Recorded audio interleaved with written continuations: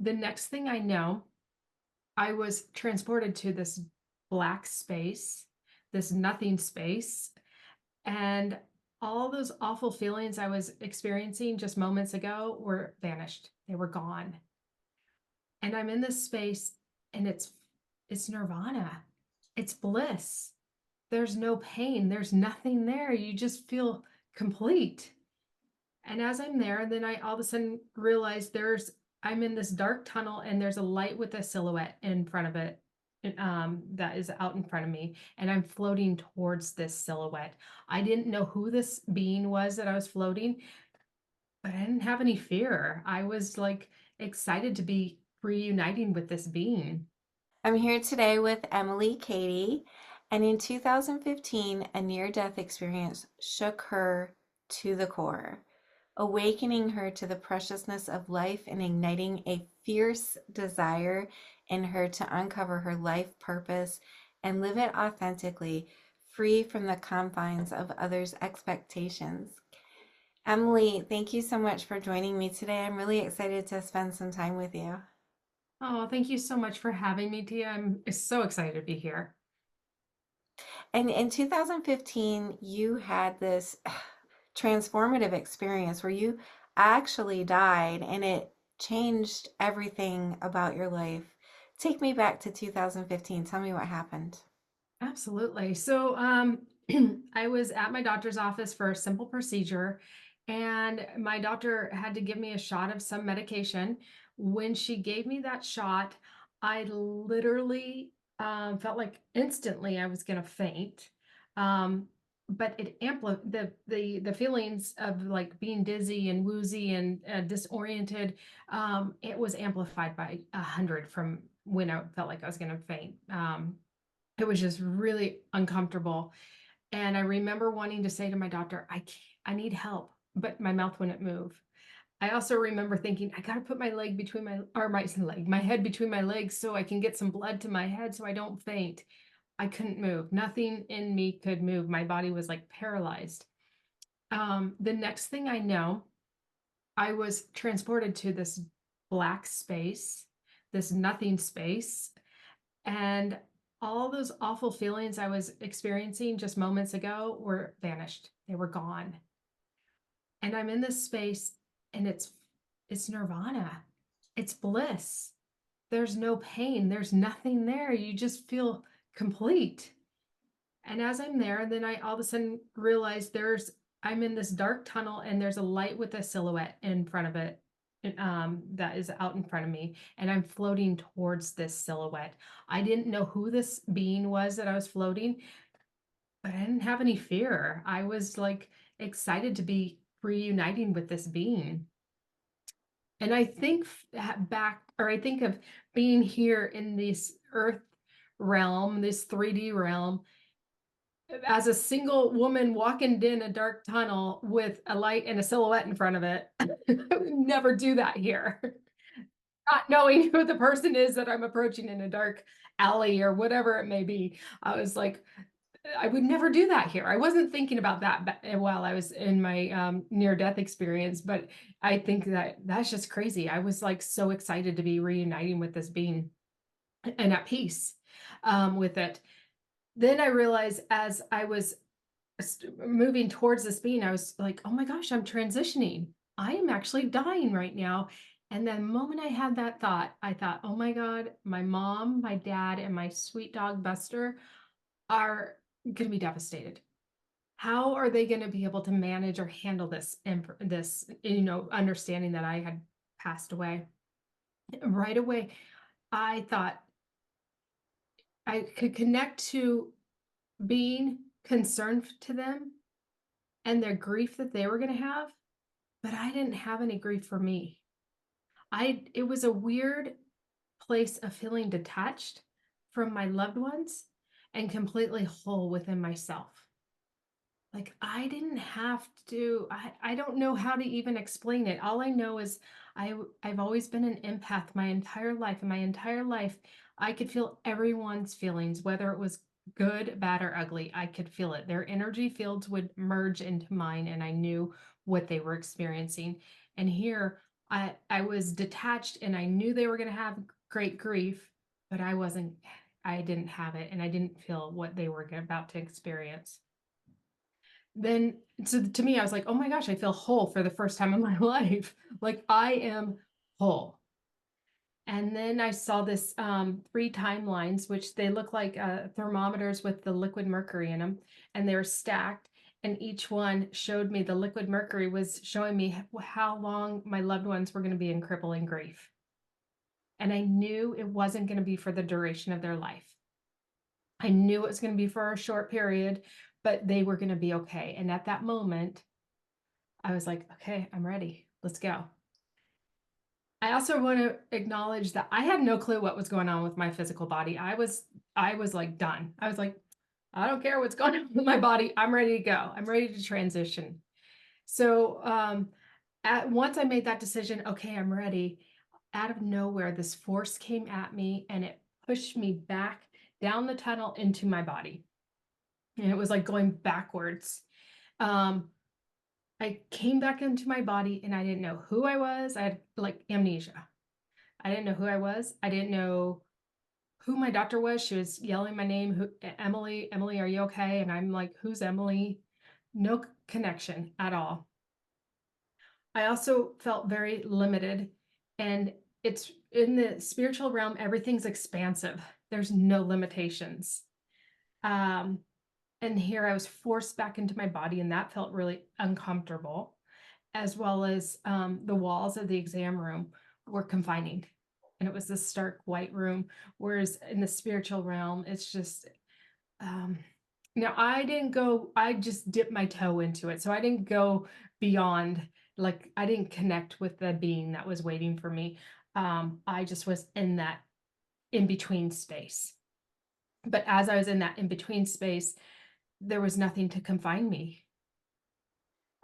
So it just felt so incredible. Whereas here, I saw how everything in the 3D is very limited and we're confined. It took me some time to connect with, okay, I think I'm Emily, and go accept that, okay, I'm Emily. And then this woman at me, or who's yelling at me, I still don't know who she is. I couldn't, like, even though she had the doctor jacket on and stuff, that didn't make any sense to me. None at all. So I didn't even know she was a doctor. I just knew she was a being that was talking to me. So finally, it probably took about an hour or so I was able to recognize, okay, she is a doctor. She's my doctor, and start to get oriented. However, I never felt the same after that. I never connected to myself and really understood myself after that. What I had learned is that I am a walk-in. And what a walk-in is there's a few different schools of thoughts. Some people do not believe in walk-ins at all. And some people believe walk-ins are beings of totally different, excuse me, um, different beings will come into your body when you have a near-death experience. My walk-in is a more mastered part of my soul that stepped in at a time that I needed help. I was in a moment of my life prior to my near-death experience. I was completely burnt out. I had nothing to give. I was married to being an empath. I was attracted to a narcissist. And so I was married to a narcissist who was very ill. So I was his caretaker. So, and I spent the 7 years prior to my near-death experience, I knew I wanted out of my marriage, but I never had the courage to get out. Um, and on top of it, he was ill, and I couldn't fathom leaving somebody that was fighting for his life almost every day. It was, I couldn't understand that, but at the inside of me was dark. There was nothing in me because everything had been, I just overgave, I guess is how to best say it. At the same time, I had two businesses that I was running and operating while trying to take care of my husband. And one thing I want to share about, just a little background snippet of me, of um, I had a learning disability as a kid. So as an empath, we are always questioning our worth. We never believe that we're worthy of anything. And so we will overcompensate by people pleasing or overachieving, becoming like performance driven.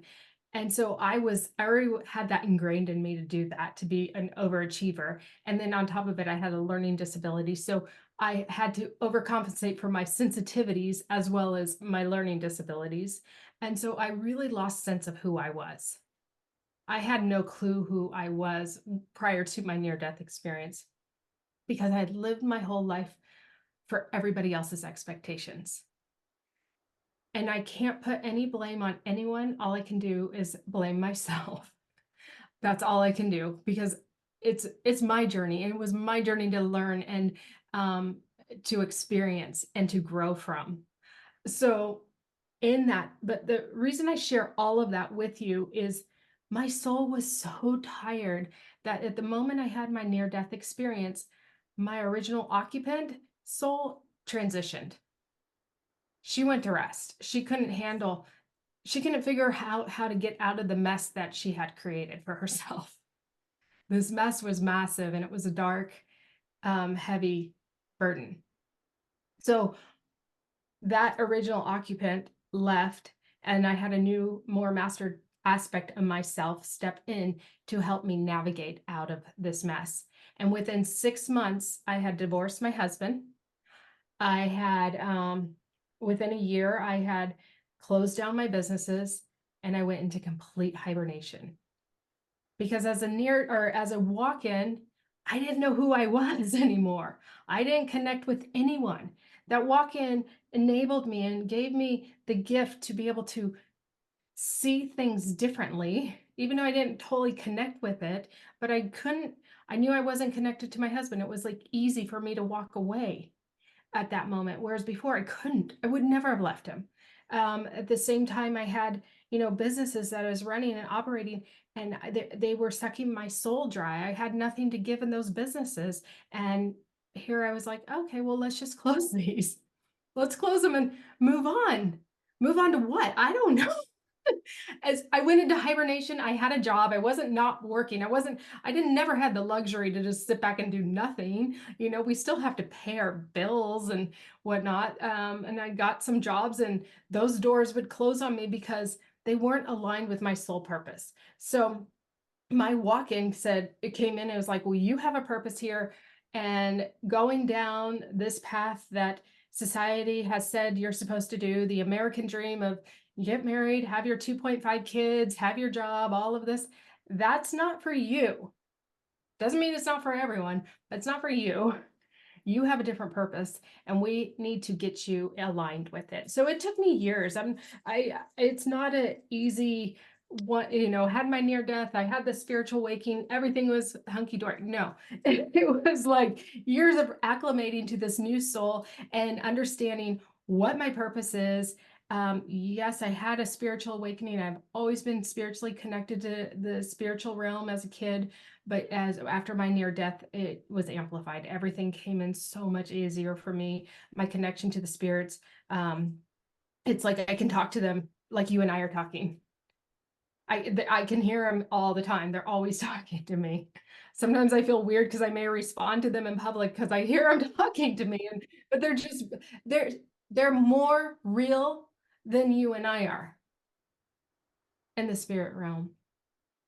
I don't know how to explain it, but they're right here with us all the time. Do you see them or how do you sense them? So as a child, I could see them physically and I could hear them. As an adult, I can hear them. And then if I close my eyes, I can see them. So I see them in my mind, but like I can do mediumship. It's not something I do on a regular basis, but I can do it for some clients. And like yesterday, I had a client that wanted to connect with her sister, and I'm like, oh yeah, she's right behind your right shoulder, and I described her. I'm like, she's like really into clothes, and she's got this beautifully tailored dress and hair, and I described her to her T, and she goes, yeah, that's my sister. My sister was totally into clothes. She was a seamstress. And I'm like, yeah, this dress she has is beautiful. And I could see it. I'm like, wow, I wish I could wear clothes like that. You know? But so if my eyes are closed, I can absolutely see them. Were you able to find your life's purpose in the years following your near-death experience? Yeah. I'm so glad you asked that question. It did take time. I was not happy that I came back. I can tell you I was actually very angry, and I would talk to my guides about this, like, seriously, why am I here? Because it feels so good on the other side. And I say this with pure sensitivity because I know there's a lot of souls out there that are struggling and they're tired. Um, and I was one of them. But there what I got from my experience and is that we all have a purpose here. We all have free will to choose to live out our purpose. So what I would do is I would lean heavily on my guides because I knew my purpose was not in mainstream America. That just wasn't who I was designed to be. I'm way too sensitive to be in corporate. There's just certain things about me. I will try and I will act as if I can, and things crumble around me. Um, so after years of like working with my guides, I hired a few mentors at different times to help me understand the walk-in and how to work with this walk-in spirit or soul. I was able to identify, okay, what they did is they took me into a trance because I can go into the fourth, fifth, and sixth dimensions really easily since I've been there, and I can go higher, but the fourth, fifth, and sixth are easier for me to get in access to. Um, and so they will take me into a trance state. And this one time about, I want to say it was like 4 years ago, they took me into this trance state, and it was like I was flying over a massive land at nighttime. And there was only like a few lights lit up on the land. And then as we're flying, they're saying those are lights, those are people that you've helped through the darkness. You've lit their light, you helped them reignite their light within them. And as we're flying, we started to go into like a city. If you're flying at night, go into the city, you see all the lights lit up. And they're like, this is where you're headed. You're headed to go help those that are going through the dark nights of the souls, those that their lights are dim. You're going in to help them light up their own purpose, light up their passion again, so they can find the value of why they're here and the desire to live. That's beautiful. How do you do that? So I do it a few ways. One, I want to just touch on, we are going through a massive, great transition here of this consciousness awakening. It's projected that over 1 billion people are going to awaken over the next 10 years. And we don't even have 2% of people awaken right now. What are the numbers? I'm sorry, I don't remember. I used to know the numbers off the top of my head. But I want to say we barely have 2% of people awoken right now. So this great awakening of this consciousness shift that's happening, creates the spiritual awakening, creates a dark night of the soul, because things shift and change for you like they did for me. Mine was my near death experience. It doesn't have to be that. It could be a loss of a job. It could be loss of a loved one. It could be something that you wake up and you think differently. So you go through this darkness to see the light. And what I do is when I work with my clients that are in the middle of a dark night of the soul, when you're in the middle of it, you don't even know what direction is up. You're like, how do I even put one foot in front of the other? And so I work with my clients and I tailor all my work to my clients and what they specifically need. And it's working with their spiritual team will come through me and speak through me to guide exactly what information my clients need. I work through the quantum field to help with dealing with old emotions, old programs that are no longer working for my clients. And so we can release those and reprogram and rewire our brains, so we can function differently that's more aligned with our purpose. One thing I like to talk about is our brains, our consciousness was developed between the ages of 0 and like 7, 8. So the consciousness is the ego. It's our brain that's telling us oh, you can't do this. Oh, you can't do this. This is scary. That's, it's telling us it likes to war against whatever is. It keeps us limited. This is the 3D consciousness. It keeps us limited. Whereas the 5D consciousness is like expansive, that anything's possible. There's no limitations. And so, but in this 3D realm, it's like your brain is like, oh no, we can't do this. This will get hurt if we do this, and it wants to protect you. It was developed as a child, but now we're adults and we have to work through understanding that the brain doesn't know any different, and how do we reprogram it so it can help us today rather than as it was helping us as a child. So that's what I do is I work with them, I help them reprogram their thinking, their mind, and it doesn't happen overnight. This is something you have to consciously be willing to work through. I'm not somebody that's like, okay,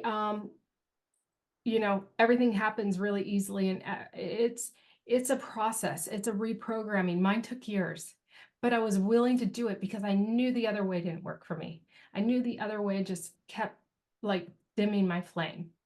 And it's 100% worth it if you're willing to work through it. I want to go back to the walk-in aspect of the conversation for a minute because I've had a lot of questions lately from viewers about walk-ins. And I think this is a fairly new concept that people aren't terribly familiar with yet. And so it's very interesting to a lot of people. And so you said that you were the same soul, right? But a more ascended aspect of the soul, like maybe like an archetype of the soul. Is that correct? So in my going into the spirit, working in my own spiritual with my team, my higher self, and then also working with one of my mentors, actually two of my mentors, what I got for me is that it's if I said ascended it, I'm sorry, it's more mastered, a more mastered aspect of ourselves. So this and Tia, honestly, I have yet to find really any solid information out there on walk-ins. So why you're getting a lot of questions, there really isn't a lot. Um, so this is my experience. I'm not a completely different soul that walked in. I have a friend that she's a completely different soul, like totally different. Like her soul was a soul from ancient times that came in and didn't even understand that you needed furniture in house.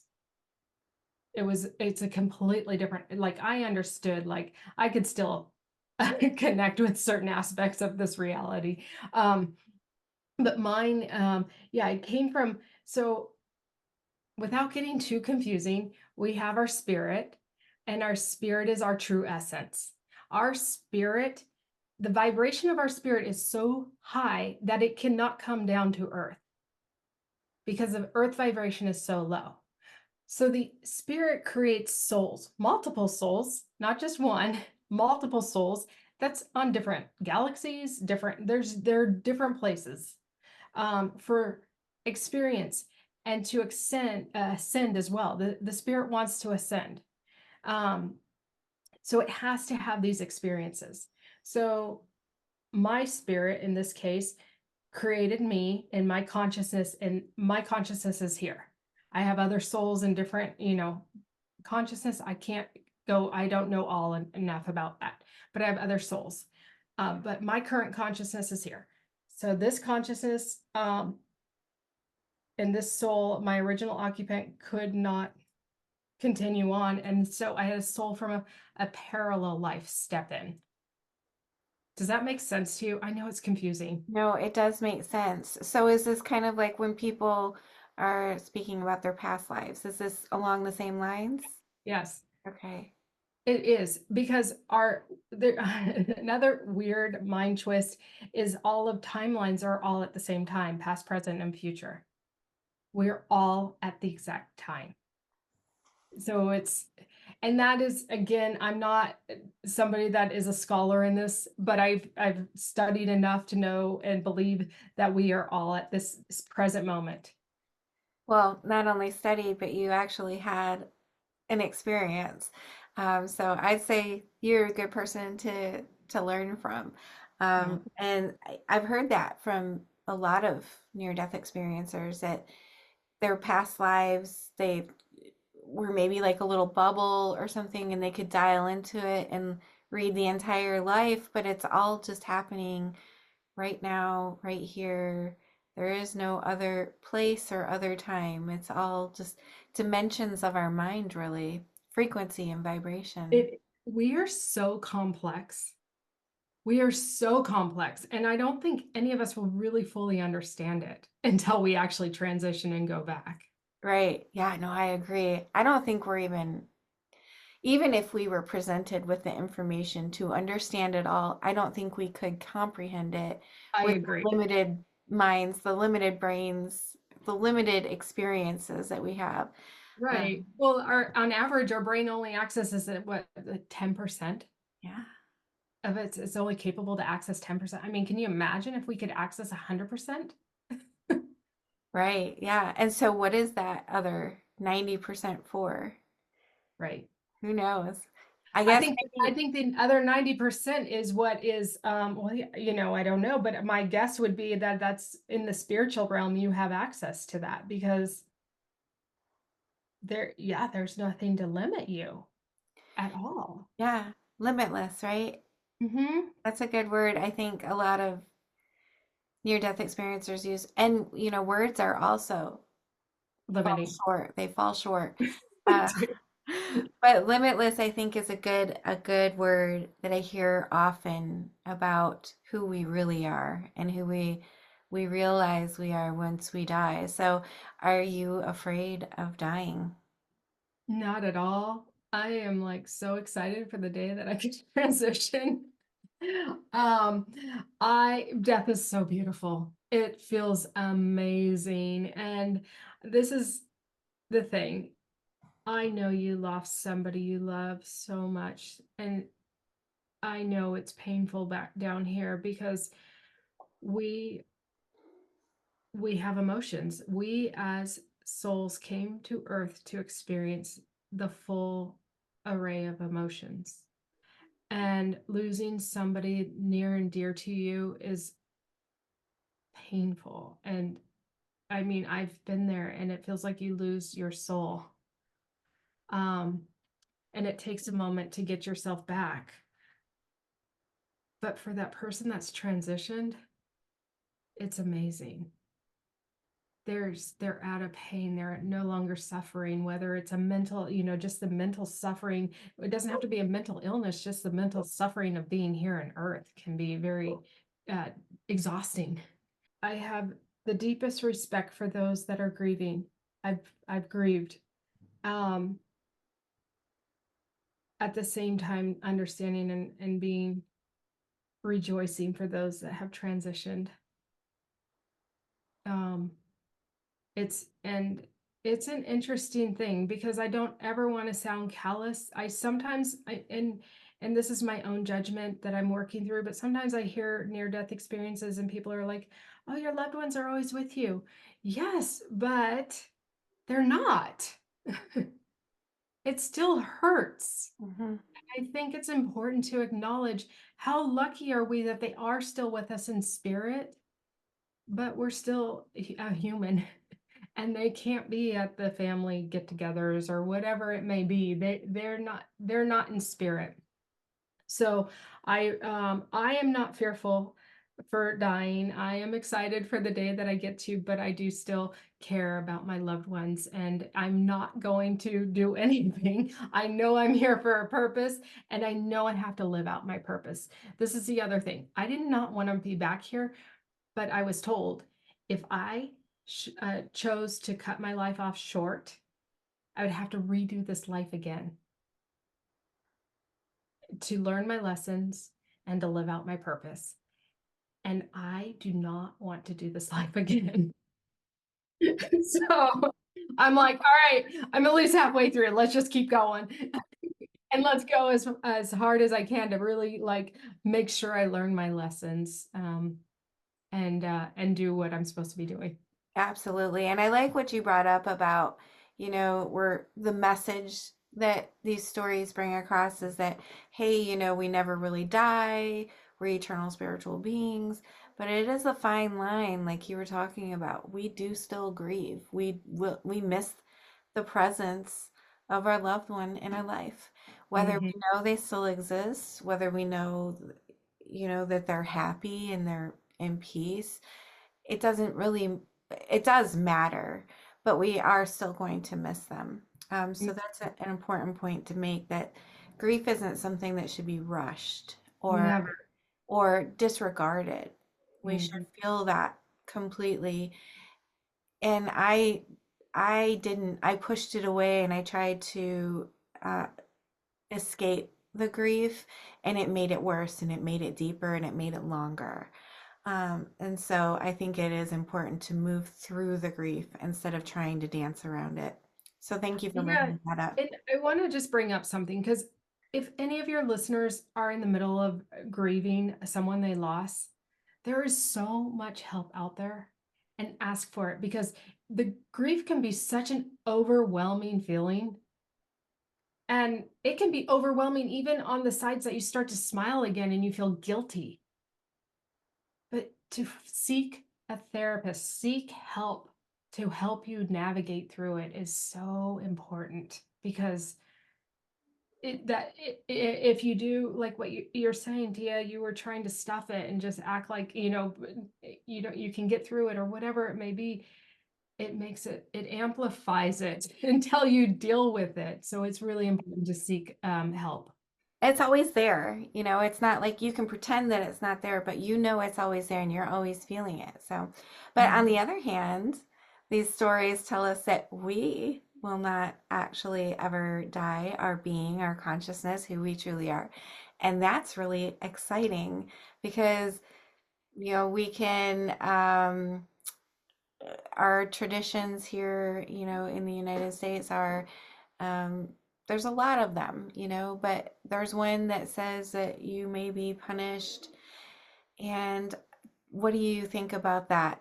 Is there a punishment that may come afterwards where we would be eternally punished for our human experience?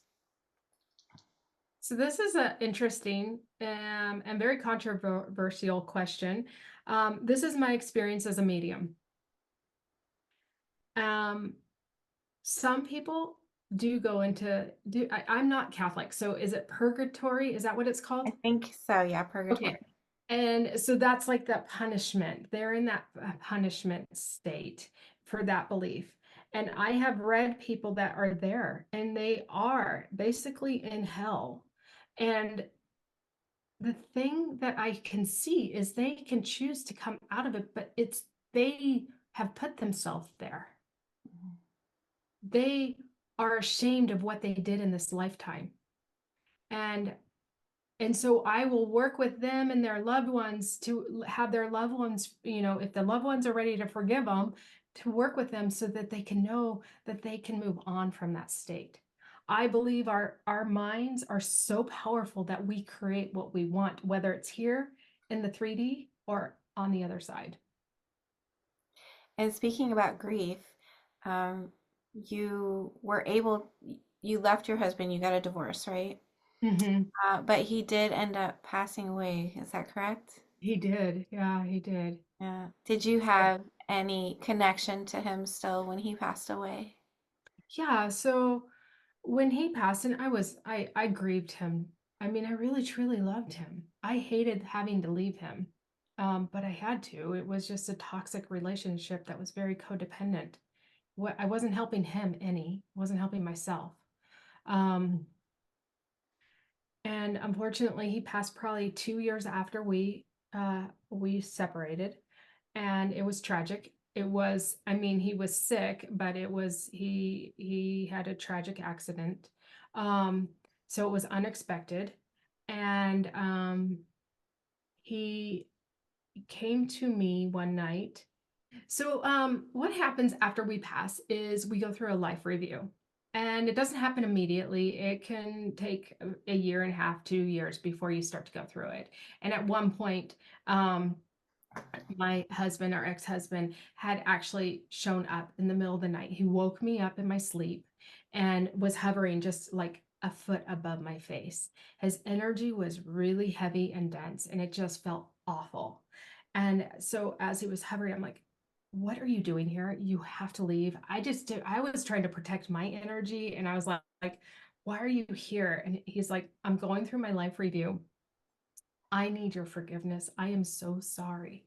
Because in the life review, what happens is you feel everyone's pain and even the good stuff that you've done, and you created the good feelings that you've created for people. You feel it, but it's 10 times stronger than what they actually experienced.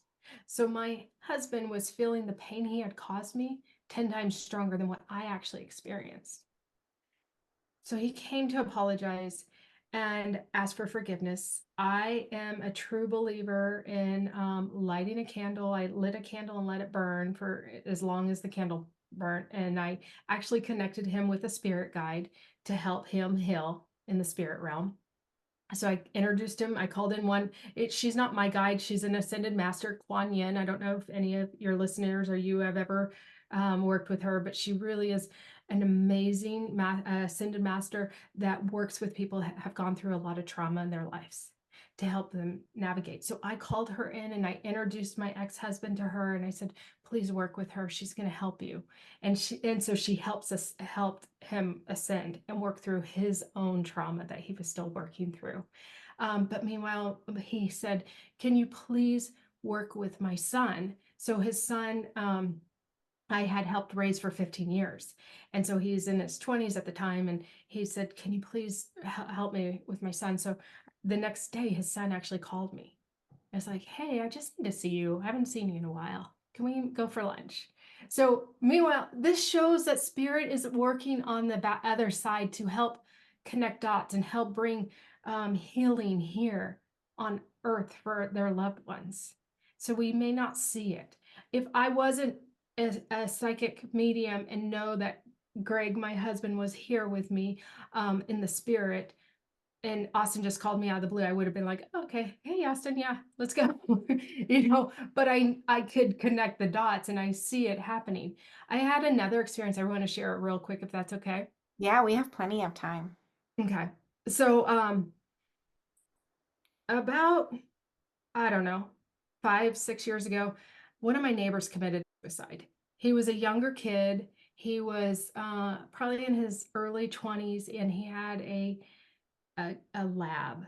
And I am a dog lover, so I know every single neighbor because I'm always walking dogs and I get to know their dogs. And this kid, I didn't know his name, but I knew his dog's name. And so, but he was sweet. He was just a sweet kid. And I was just like, oh, I should invite him over for dinner sometime. He seems like he could use a little, some people, some company. And anyway, he ended up committing suicide. And the night he committed suicide, I was just devastated for him. And I went into prayer and I prayed for him for probably 2 or 3 hours and just helping him see the light, helping him get through this dark energy because he transitioned. And when you commit suicide, my belief is you transition and you're on that same level. You're in that darkness. You don't get that relief. You're still in that darkness. Your energy is so low that you can't move up. So I was praying for him. Then I had a psychic reading from one of my friends, and she goes, oh, there's a young kid, a male in like his early 20s that's stepping forward. And this is probably like a year after he had passed. And I'm like, I have no clue who you're talking about. And she's like, well, he's got a dog named Groot. And he says you loved his dog. And I'm like, oh my God, that's my neighbor that took his life. And he said, and he has a message. He wanted to thank you for praying for him because of your prayers, he got able to, his spirit, our soul was able to ascend faster. When we pray for someone, we can help them. If we are hanging on to and refusing to move through the grief, can that also affect our loved ones who have passed? Oh yeah, it absolutely does. I'm so glad you asked that question.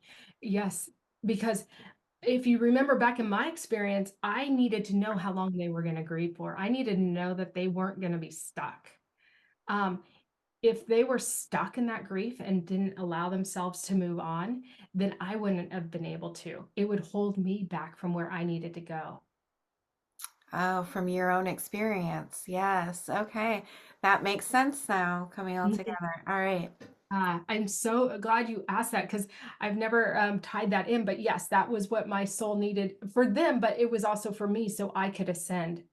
Otherwise, I would be kind of hovering and stuck. And the other thing too is if somebody's in deep grief, like crippling grief, and they just cannot let go, then the soul can't come through and communicate.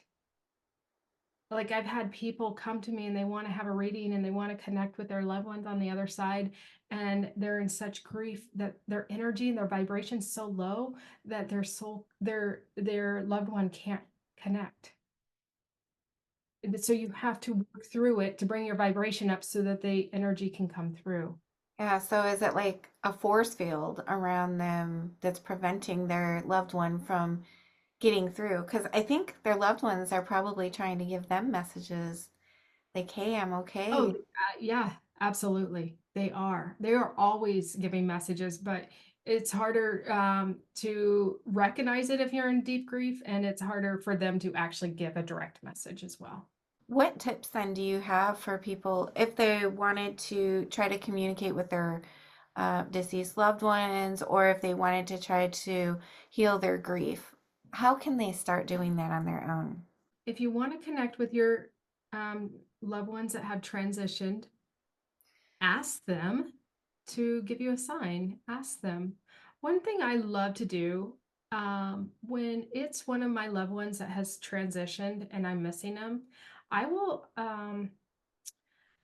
like set a place setting for them and cook them dinner, their favorite dinner. Um, I will, yeah, I will do things for them. It's like an offering to bring them in. Um, I will light, one thing I always do when somebody transitions, I always light a white candle and I let it burn all the way through. For safety, I'll put like it in a dish of water or something because it will burn for, sometimes like last time I had to do it, it burnt for 3 days. It was a big candle, but it was somebody I really loved.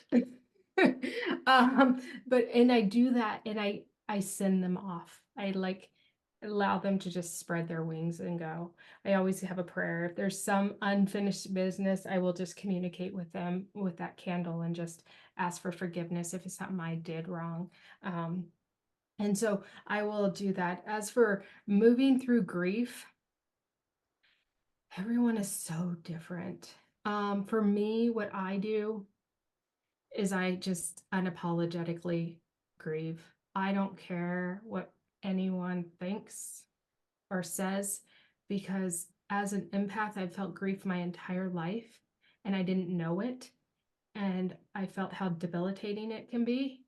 Um, and so now what I allow grieve to go and cycle the waves and just be 100% present with it as hard as it can be. Um, I was grieving a dog that I love so much. Um, Still grieving. I, he transitioned about 4 months ago, and he's with me all the time. Um, but I don't hold back. Because if I chose to hold back because I'm here with you right now, that'd be stuffing those emotions. And you can't. Just honoring him. And beautiful thing is grief shows love. If I didn't love him, I wouldn't grieve.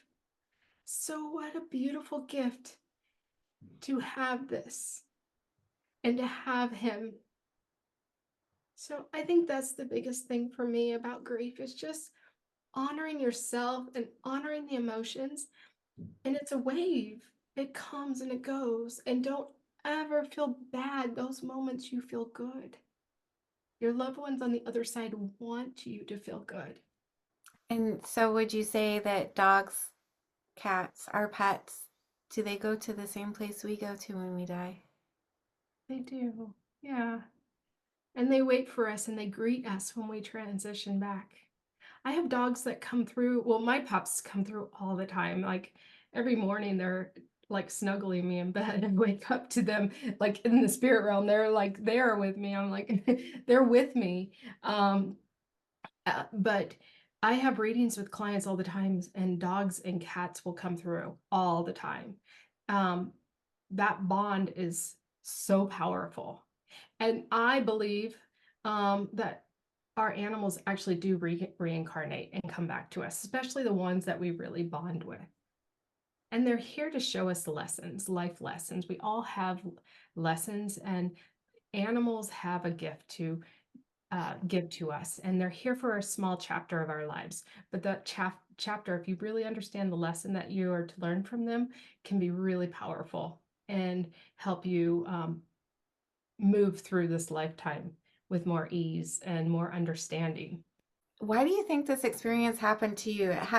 There's been a lot of people who have kind of been on the brink of death, whether it's during surgery or, you know, whatever reason, car accident. They don't remember having a near-death experience.